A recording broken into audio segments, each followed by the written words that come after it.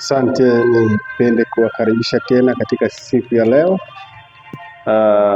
Tuendelee kutafakari neno la Mungu. Ni asubuhi njema tena ya leo. Bwana ametupatia afya, Bwana ametupatia ulinzi wake.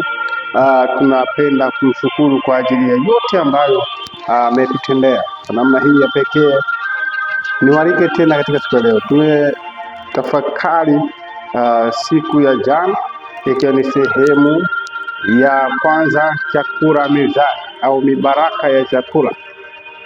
Kwa namna hii ya pekee leo tutaangalia sehemu ya pili, na jana tuliangalia mambo kadhaa, mambo ya muhimu tuliyochunguza jana, ya kwamba lazima unapoleta chakula mezani, iko chakula kiwe kwa utukufu wa Mungu.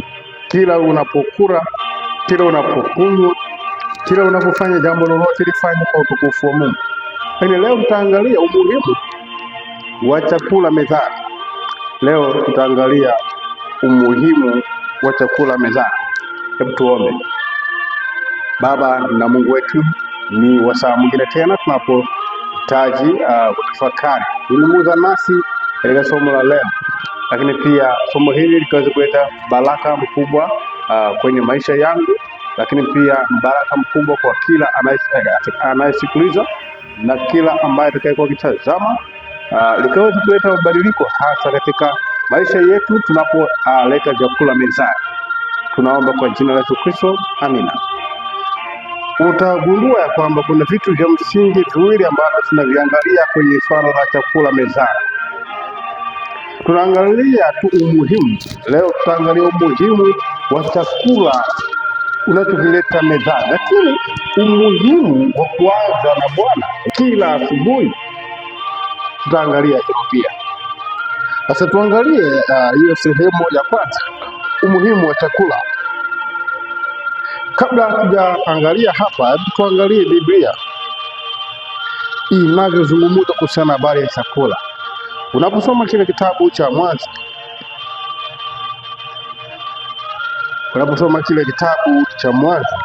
Mwanzo sura ya kwanza fungu la 29, Mungu akasema, na tazama, nimewapa kila mche utoao mbegu ulio juu ya uso wa nchi yote, pia na kila mti ambao matunda yake yana mbegu, vitakuwa ndivyo chakula chenu.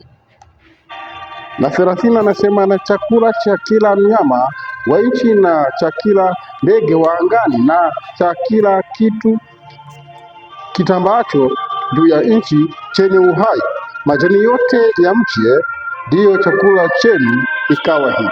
Kwa hiyo kulikuwa na umuhimu wa Mungu kutuumba sisi wanadamu, na kulikuwa na umuhimu kwa sababu tumeumbwa wanadamu, tumeumbwa viumbe vilivyo hai, kwamba ili maisha yaendelee ni lazima viumbe hivi vipate chakula. Kwa hiyo maisha yako na maisha yako kuendelea ni kwa sababu ya chakula ambacho unakileta mezani. Na chakula hiki Mungu mwenyewe, kwa sababu ndiye aliyetuumba, Mungu mwenyewe ametuelekeza vyakula vyenye aina ya mche, lakini vyakula vyenye vyakula vya jamii ya matunda, lakini vyakula vyenye asili ya majani. Hivyo tumepewa kula. Sasa vina umuhimu gani katika afya yako na katika afya yangu? Vina umuhimu gani? Sasa leo ndio tutakapoangalia, kwa sababu Mungu ndiye aliyetupatia chakula. Na unaona, tunapokuwa mezani, Mungu naye ametuleta mezani asubuhi ya leo. Na anapotuleta mezani asubuhi ya leo, anatuambia kwamba wewe mwanadamu, nimekuumba, na kwa sababu nimekuumba, njoo uketi na mimi mezani. Ninakuelekeza namna ambavyo umuhimu wa maisha yako, kwamba umuhimu wa maisha yako lazima mimi nikuandalie chakula.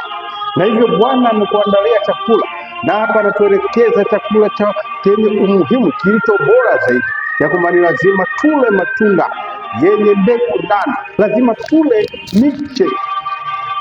Hivyo ni vyakula ambavyo ni muhimu na ni bora kwa afya yako. Lakini pia hebu tuangalie aina za vyakula na umuhimu wake. Vina faida gani kwenye afya yako na vina umuhimu gani kwenye afya yako, lakini tutakuja kuangalia hitaji letu kuu la somo la leo. Sehemu ya kwanza, hii sehemu ya pili ya chakula mezani, tunaangalia umuhimu wa vyakula. Uso wa nchi yote na kila mti ambao matunda yake yana mbegu vitakuwa ndivyo chakula chetu.